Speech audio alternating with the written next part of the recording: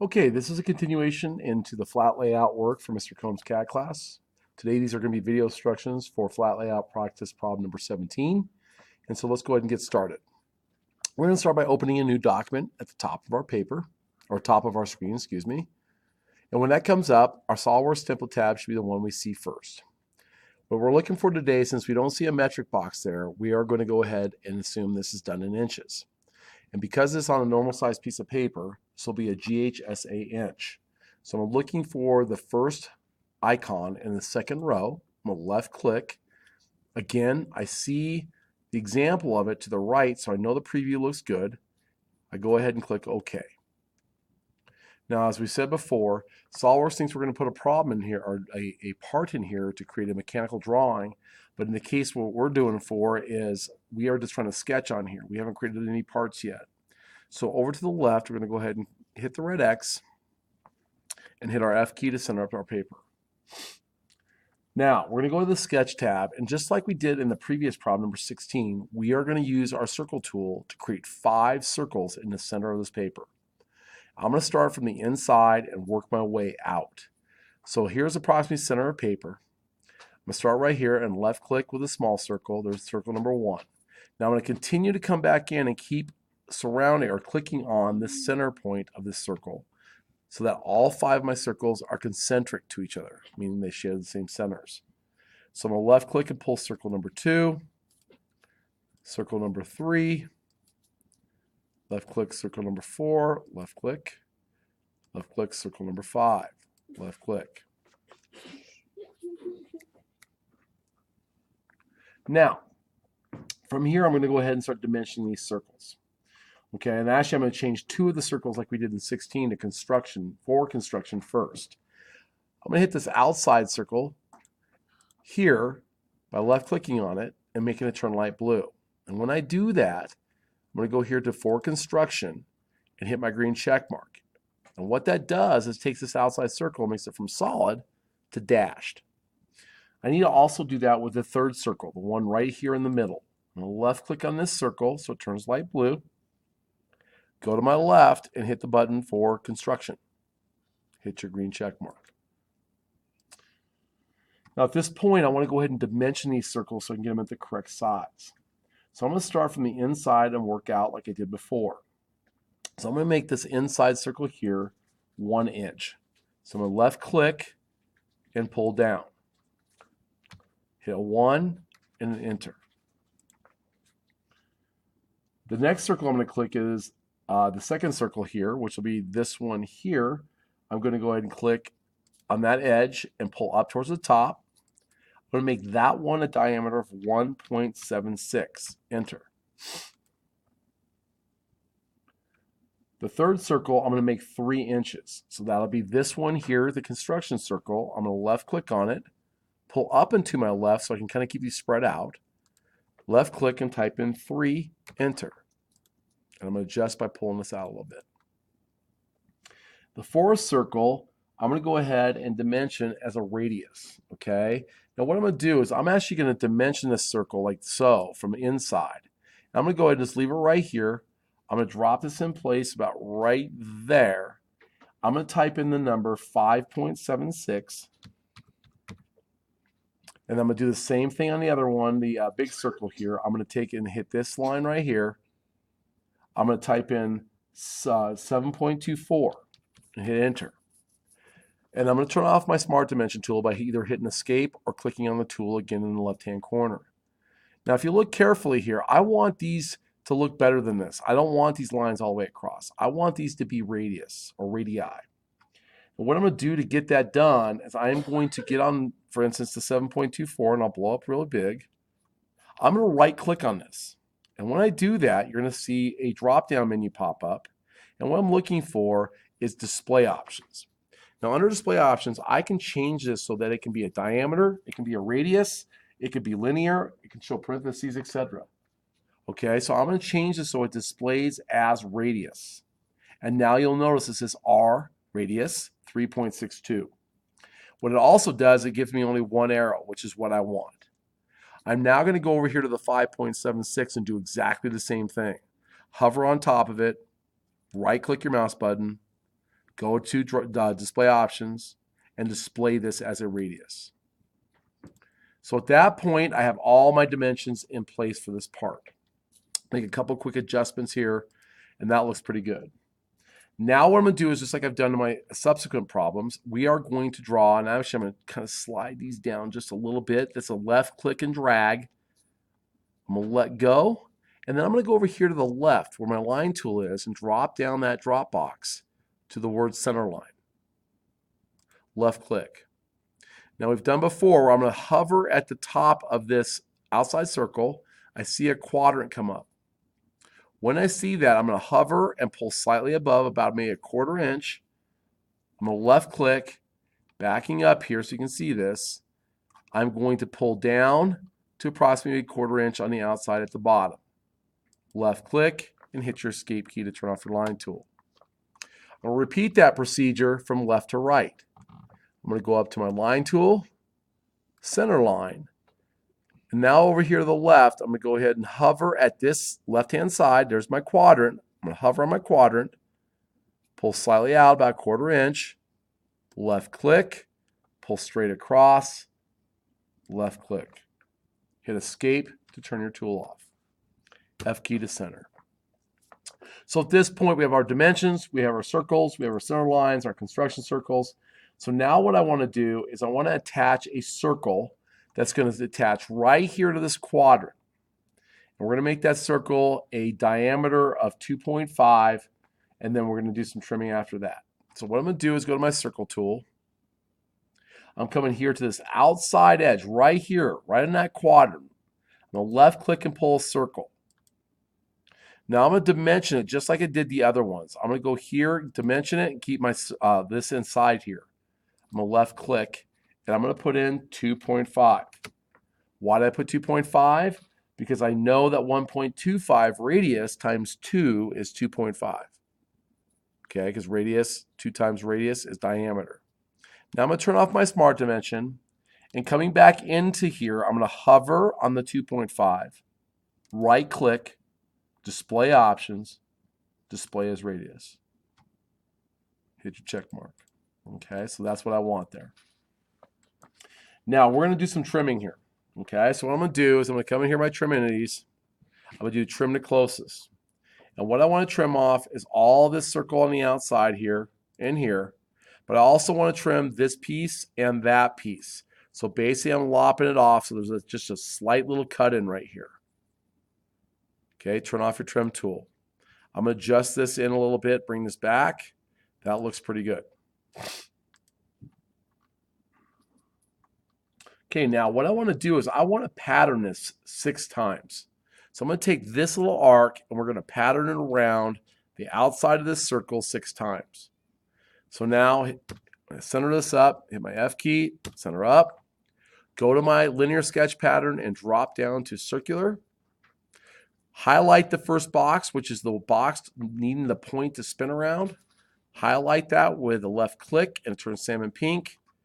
I will come right here to the center of this large circle. I want 6 of these, not 4. So I'm going to highlight where it says 4 and type in the number 6 and hit enter. And then where it says entities to pattern, all I want to do to pattern is this one arc. So I highlight it with a left click. It turns light blue. I see the arrow right there telling me I'm spinning around in this way. It's spinning in this direction for a total of 6 times. I will hit my check mark. So now I have all 6. Now again, if you don't like seeing that number 6 right there, which indicates a pattern, go ahead and hit delete. Now at this point, I'm going to go ahead and turn on my trim tool again. Same exact thing as before. Trim. I'm going to get rid of that part of that circle, that part of that circle, here and here. Now again, don't freak out. If you start clicking, that gap indicates to me that is a dimension. So I'm going to move on. Go to this circle here. Oops, still a dimension. And this circle here. Okay, now in this case, I look over here and I see another dimension. Okay, so I'm not going to panic. That's at 2.8 right here. If I move it around, you can see that it's changed. Okay, now in this case, I'm going to go ahead and take that 2.8. I'm going to delete it off temporarily because I want to reapply it. So I'm going to go here and reapply it by going here to my smart dimension, clicking on that line again, and left clicking. Hit your green check mark. And the reason I did that, it just got rid of that excess line. And that's what I wanted. It's still 2.88. We're good to go there.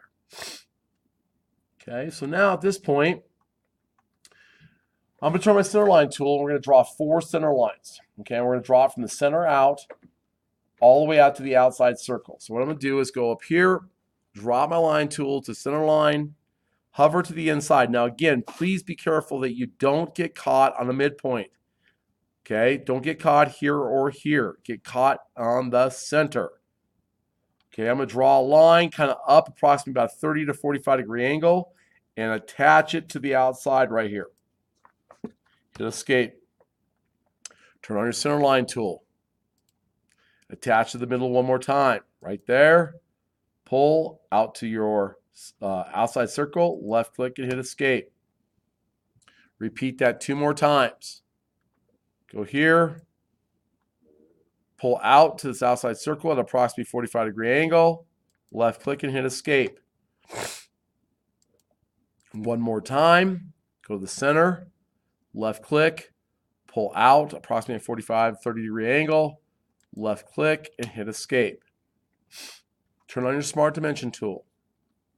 Now from that angled line that you just drew to this horizontal here, I want you to click the lines, pull out to your right and type in 30.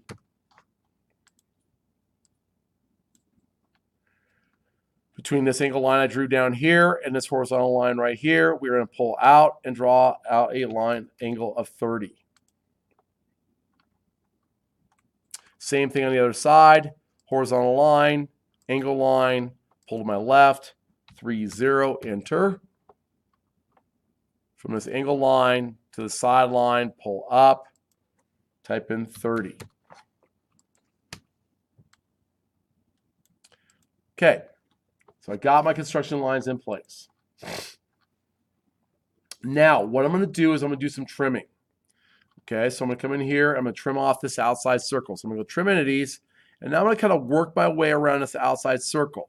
Now I want to keep this arc right here. So I'm going to continue trimming, but I want to keep this one. Now when you're done here, this is a dimension, and I will delete it in just a second.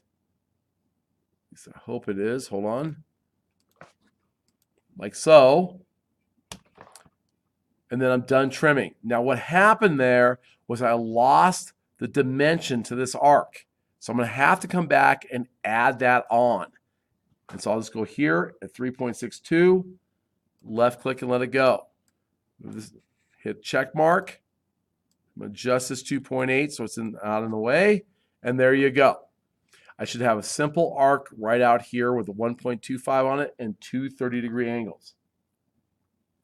Okay, so I'm going to delete 3 of these 30-degree angle measurements. I'm going to delete this one here, highlight, delete key. This one here, highlight, delete. And this one here, highlight and delete, F key. Okay, so now we're at the point where we're going to start adding in the little slot cuts in here. All right, so what I'm going to do here is we're going to turn on our offset tools. Okay, so I'm going to do a bidirectional offset with a distance of 0.25 on the bidirectional measurement. So again, if I go up to offset entities, and we've done this quite a bit, so we should know this tool well. I'm going to left click on offset entities. The first thing I want to do is put 0.25. Now the reason I'm doing this is because I know I'm going to do what's called bidirectional. I'm taking my dimensions off. Bidirectional means that it's going to go, if I click on a line, it will go left 0.25 and right 0.25 for a total thickness of 0.5. If you look at your answer key, the fingers we're going to create, the little finger cuts, are 0.5 wide. So if you were to put 0.5 in here and do bidirectional, it'd be 0.5 plus 0.5 for a 1.0. Okay, so you got to kind of take your measurement and divide it in half. Now what I'm going to do is I'm just going to click on this line right here, and you'll notice now 2 yellow lines, one going to the right at 0.25 and one going to the left. Okay, I'm going to hit my check mark. Now, turn on your circle tool. I'm going to take and put a circle right here at this quadrant, left click, and when it touches one of these 2 lines, left click again. What that just did is it added a whatever you call it, a tangent relationship there. Okay.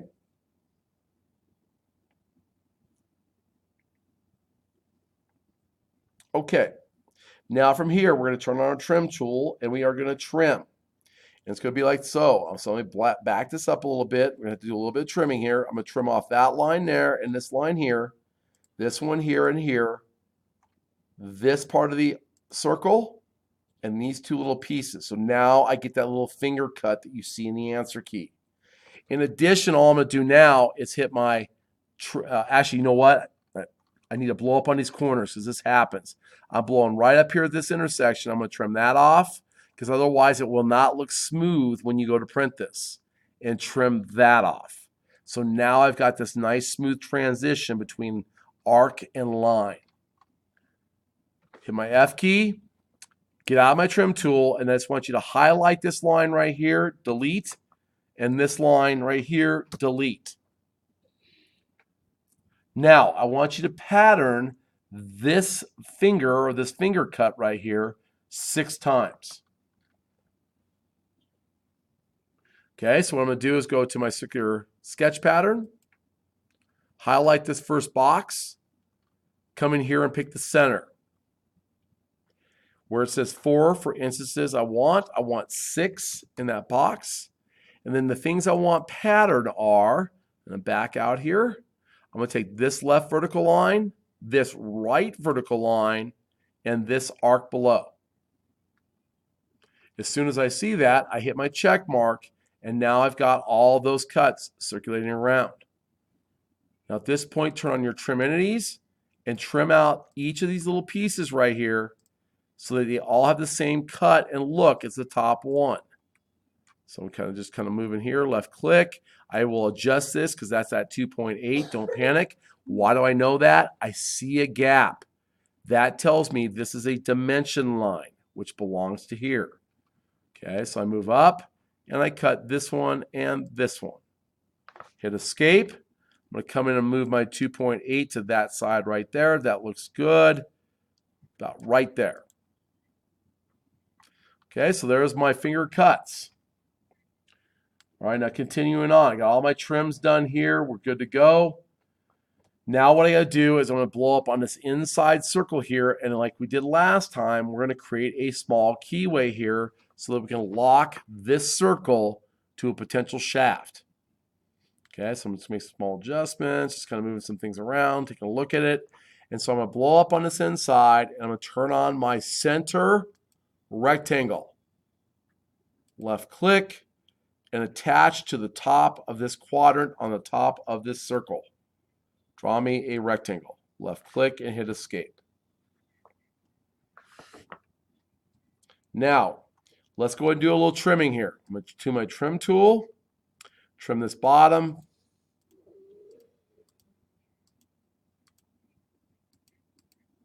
Trim this part of the circle.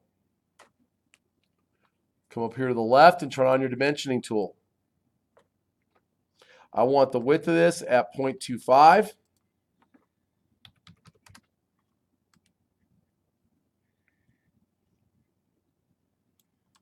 And I want the height of this at 0.125. Okay, now if you look carefully, my top line, here's that midpoint. You see it pop up right there. That midpoint should be hovering on that line right there. So I'm going to have to add a relationship by using my control key. So I'm going to hover. As soon as I see this, I'm going to left click, control key, this vertical line, and add a coincident relationship. Hit my F key. Okay, so there is that keyway. Okay, so we're done with the keyway. So now, just like we did in the previous problem, number 16, we are going to add a note coming off this corner of our keyway. So again, I'm going to go to my annotation toolbar, hit my note tool, come and hover on this corner. You see an arrow pop up.